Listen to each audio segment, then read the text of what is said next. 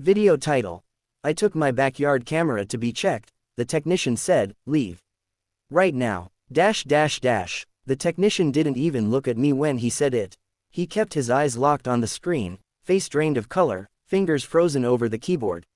Then, in a low, tight whisper, he said, you need to leave. Right now. I laughed at first. I thought he was joking. I wish he had been. I never believed in paranoia. I believed in routine, in schedules, in simple explanations. My backyard camera was supposed to be just that, simple. It was something my best friend, Asan, convinced me to install after I told him about the stray dogs knocking over my trash bins. He was always the practical one. Calm, logical, protective. We'd been friends for almost 12 years. 12. That's not casual friendship. That's history. We met during our first year of university. I was the awkward one who barely spoke. He was the confident guy who somehow noticed I was eating alone and sat down without asking permission. By the end of that semester, we were inseparable. He helped me through my father's passing. I helped him through his divorce. We knew each other's worst habits, worst fears, worst regrets. So when he insisted on installing security cameras around my house after I moved into a small place on the outskirts of the city, I didn't argue. It's isolated, he had said, leaning against my kitchen counter, sipping tea. You don't even have close neighbors. Just do it for peace of mind. He even helped me choose the model. He was there the day we mounted the camera above the back door. He was the one who climbed the ladder. Funny how memory works. It replays details differently once doubt enters the picture. At the time, nothing felt strange. Not the way he adjusted the angle twice. Not the way he insisted on testing the night vision mode himself. Not even the way he asked for the login details, just in case you forget them. That's what trust does. It fills in the blanks for you. The first few weeks were uneventful. Recordings of wind moving through the trees. Cats slipping under the fence. Once, a plastic bag drifting across the lawn like a ghost. Normal, quiet, safe. Then came the night that changed everything. It was a Thursday. I remember because Thursdays were our dinner nights. Asan would come over, and we'd cook something simple, usually overcooked pasta, and complain about work. But that Thursday, he canceled. Said he wasn't feeling well. I didn't think much of it. He sounded tired. That night, around 2:13 a.m., my phone buzzed. Motion detected. Backyard. I rolled over in bed, half asleep, and opened the app. The screen loaded slowly. Black and white grain. The faint glow of the infrared. The yard looked empty. I almost closed it. Then I noticed something. The back gate. It was slightly open. Just a few inches. I was sure I had locked it. I zoomed in. The image pixelated, distorted. And for a second, just a second, I thought I saw movement near the fence. Not clear enough to identify. Just a shape. I told myself it was the wind. Or a trick of the light. Still, I got out of bed and checked through the window. The yard was still. The gate was closed. Closed. I stood there for a long time, staring into the darkness, trying to convince myself I hadn't imagined the gap. The next morning, I checked the recording again.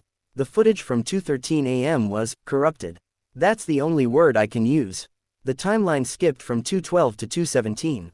5 full minutes gone. I restarted the app, logged out and back in. Same thing. I messaged Asan. Hey, weird glitch on the camera last night.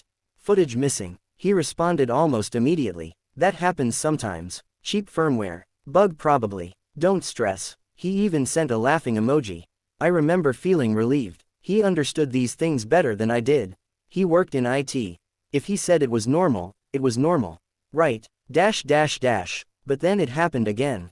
3 nights later. 2:13 a.m. Motion detected. This time, I didn't open it immediately.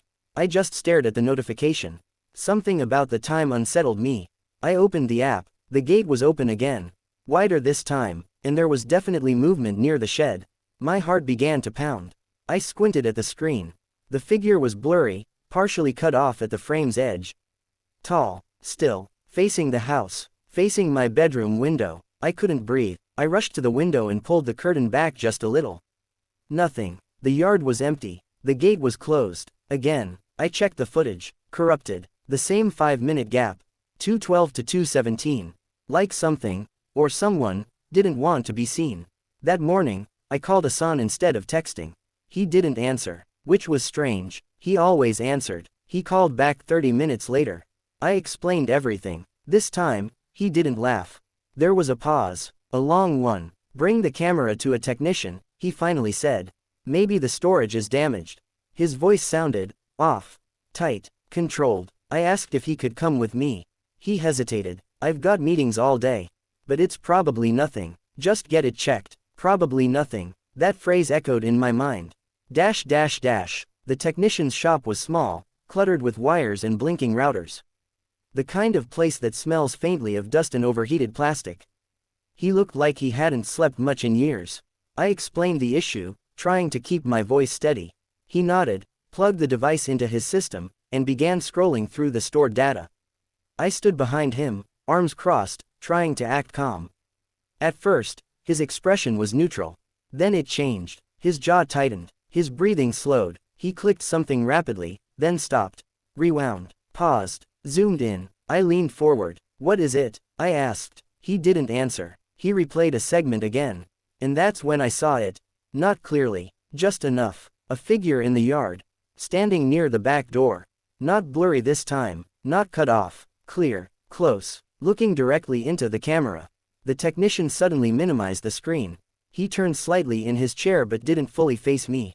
And in a voice that barely rose above a whisper, he said, "You need to leave. Right now." I blinked. What? Why? He finally turned toward me. There was no confusion in his eyes. No uncertainty. Only fear. And something else. Recognition. As if he knew exactly who that person was. And he knew I did too. He swallowed hard. "You shouldn't have brought this here," he said quietly. "And you definitely shouldn't go back home." My heart felt like it dropped through the floor. "What are you talking about?" I whispered. He hesitated. Then he slowly turned the monitor back toward me. And froze the frame. The image sharpened. The man standing in my backyard. The man staring into my camera. Was someone I had trusted for 12 years. And just as I opened my mouth to say his name, the shop lights flickered, and the technician's phone started ringing. Video title. I took my backyard camera to be checked. The technician said, "Leave. Right now." The name died in my throat. I didn't have to say it. The technician already knew. The man standing in my backyard at 2:13 a.m. wasn't a stranger. It was Hassan. Clear. Undeniable. No distortion. No blur. He wasn't moving in the frame. He wasn't hiding. He was simply standing there. Too still. Too calm. Looking directly into the camera as if he knew exactly where it was positioned. As if he had positioned it himself. The shop lights flickered again. The technician's phone kept ringing on the counter beside him. He didn't answer it. Instead, he leaned closer to me and lowered his voice. "Has he had access to your network?" My mouth felt dry. He helped install it. The technician closed his eyes briefly. That look. Like someone confirming a suspicion they hoped was wrong. "He's been accessing your feed remotely," he said. "Not just viewing it. Controlling it." A cold wave moved through me. Controlling how? He turned the monitor slightly and pulled up a data log. Rows of timestamps appeared. Remote login sessions. Manual overrides. Camera angle adjustments. All at 2:13 a.m.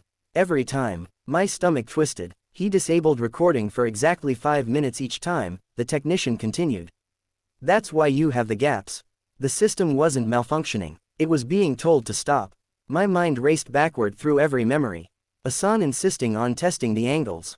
Hassan asking for login details. Hassan canceling dinner the first night it happened. Coincidences began collapsing into patterns. The technician finally answered his phone. He didn't say hello. He just listened. His face shifted. Subtle, but enough. "Yes," he said slowly. "He's here." Silence on the other end. My chest tightened. He hung up without another word. "That was him, wasn't it?" I asked. The technician didn't lie. "Yes." My hands began to tremble. "How does he know I'm here?" The technician looked at the device on the counter. "He doesn't just have access to the backyard camera," he said carefully. "There's another connection pinging from your house. A secondary device." I stared at him. "I only have one camera." He shook his head slowly. "No, you don't." The drive back home felt unreal. I didn't call Hassan. I didn't text him. I needed to see it for myself. The technician had removed the camera's network access before I left, telling me not to reconnect anything until I checked my entire system. "Don't confront him," he warned. "Not yet. Just confirm what's there." Confirm. As if this was some technical troubleshooting problem. As if my best friend hadn't been standing outside my bedroom window in the middle of the night. When I pulled into my driveway, everything looked normal. Too normal. The trees swayed gently. The yard was quiet. The back gate was closed. I walked around the side of the house slowly, scanning every corner.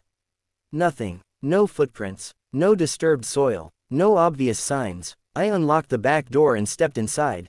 The house felt different. Not physically, but emotionally. Like walking into a room where someone had just been talking about you. I went straight to the router. Logged into the admin panel. My hands moved automatically, guided by what the technician had shown me. Connected devices. There were 3. My phone, my laptop, and one labeled System Device 02. My pulse pounded in my ears. I followed the IP address trail. It led to something connected via a hidden wireless bridge. Hidden. I searched the house methodically. Living room, kitchen, hallway, nothing. Then I reached my bedroom. I stood there for a long moment before stepping inside. The air felt heavier. I scanned the ceiling first. Then the smoke detector. Then the bookshelf. And then, I saw it, near the corner where the wall met the ceiling, barely noticeable unless you knew to look. A tiny black dot, not bigger than a coin. My legs nearly gave out. It wasn't just the backyard. It was my bedroom. I grabbed a chair and stood on it, reaching up carefully. The device was small, compact, professional, not something bought impulsively, installed deliberately, carefully angled, facing my bed, facing me. A memory flashed into my mind with brutal clarity. 3 months ago, I had gone out of town for 2 days for a work conference. Hassan had insisted on checking in on the house. He had a spare key. I had thanked him. I had told him he was a lifesaver. My vision blurred. I climbed down slowly, holding the device in my hand like it might explode. This wasn't about security. This wasn't about stray dogs. This was about surveillance. About watching. About control. I sat on the edge of my bed, trying to breathe. Why? That question echoed louder than anything else. Why would he do this? Hassan had been there for everything. Birthdays, funerals, job interviews, breakdowns at 3 a.m. He knew my fears, my habits, my vulnerabilities, and apparently, my bedroom routine. My phone vibrated in my pocket. I flinched. Hassan's name lit up the screen. I stared at it as it rang. Once, twice, 3 times. I answered. Hey, he said softly. The same familiar voice, warm, steady. Where are you? At home. A pause. You went to the technician, didn't you? My throat tightened. Yes. Another pause. Longer this time. I told you it was probably nothing. I looked at the small device in my hand. It wasn't nothing. Silence. Then a sigh. Not angry. Not panicked. Just resigned. You weren't supposed to see that, he said quietly. The words hit harder than if he had shouted. You were in my backyard, I whispered. In the middle of the night. I needed to make sure you were safe. By disabling the camera. Another sigh. You live alone, he said. You don't understand how vulnerable that makes you. I felt something inside me crack. So you installed a camera in my bedroom. He didn't deny it. Instead, his voice lowered. I've always looked out for you. That sentence, once comforting, now felt suffocating. You were going to tell me eventually. I asked. He didn't answer. Through the phone, I could hear something faint in the background. Wind, traffic, and then, the soft creak of gravel. My gravel, right outside. I froze. Hassan, I said slowly, my eyes drifting toward the bedroom window.